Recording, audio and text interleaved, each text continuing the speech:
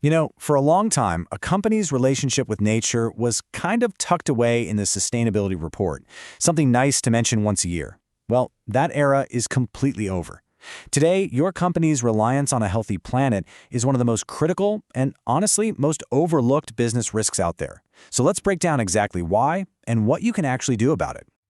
Just for a second, think about your own business. And I don't mean your competitors or market trends. I mean the real core stuff. The water you use, the raw materials you source, the stable climate your facilities depend on. What if the biggest threat to your bottom line isn't coming from another company, but from a deforested patch of land thousands of miles away, buried deep, deep in your supply chain? See, this isn't just an environmental issue anymore. It's a fundamental economic one.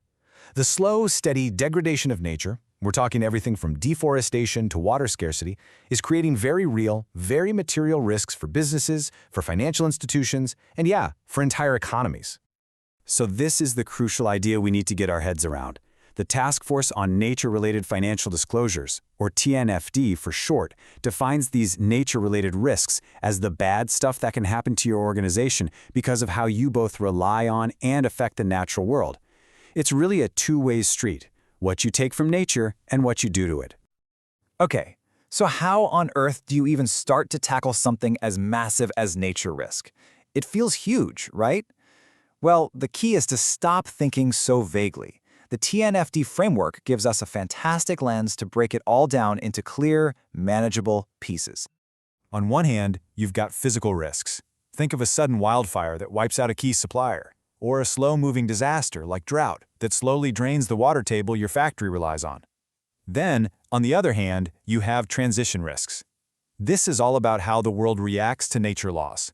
We're talking new laws that ban certain practices, customers who suddenly demand sustainable products, or investors who start pulling their money out of companies that don't get it. And right at the heart of all this are what we call ecosystem services. These are basically all the benefits nature provides for free, things we totally take for granted. Bees pollinating the crops that become our food, wetlands cleaning our water, forests preventing massive floods.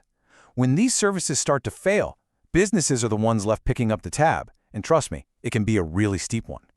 So this all feels pretty massive, doesn't it? Where does a company even begin? Well, that is the exact question the TNFD's LEAP framework was designed to answer. Think of it as a practical, four-step guide to turn all this complexity into a process you can actually manage. LEAP is an acronym. It stands for Locate, Evaluate, Assess, and Prepare. So first, you locate where your business actually touches the natural world, from your own facilities to the furthest reaches of your supply chain. Then you evaluate your specific dependencies and impacts. What do you need from nature, and what are you doing to it? Next, you assess what all that means in terms of real-world business risks and, importantly, opportunities. And finally, you prepare your strategy and get ready to report on it. Now, theory is great, but what does this actually look like in the real world? Let's take a look at how two major global companies are already using this exact framework to get a handle on these risks and even find some opportunities. First up, Nestle. As one of the biggest food companies on the planet, its supply chain is, you can imagine, massive and deeply tied to agriculture. For them, a huge risk is deforestation. That brings major reputational damage and regulatory headaches. So they set an ambitious goal to have deforestation-free supply chains by 2025. And this map just illustrates that locate phase perfectly. Using satellite data and their own supply chain info, Nestle created these detailed risk maps. It lets them see exactly where the highest deforestation risks are in their sourcing regions.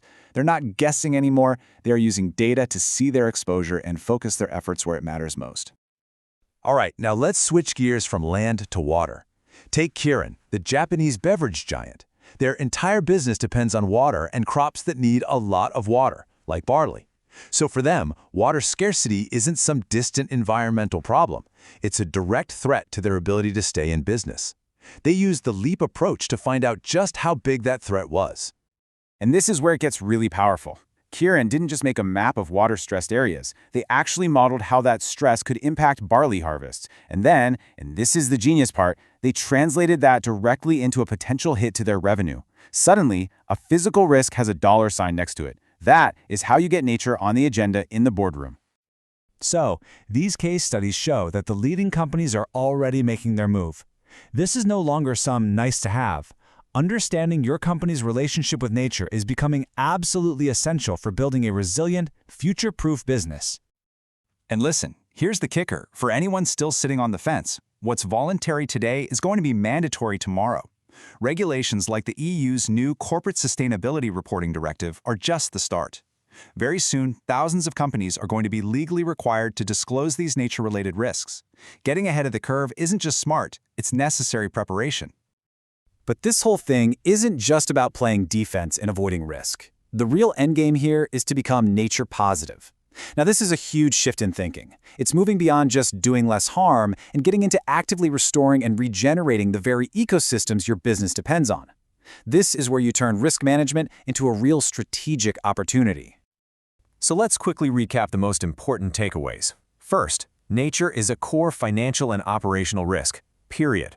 Second, the LEAP framework is your roadmap for figuring it all out. Third, you have to scrutinize your value chain. That's where the biggest risks are usually hiding. Fourth, mandatory reporting is coming, so start getting ready now. And finally, think bigger than just risk.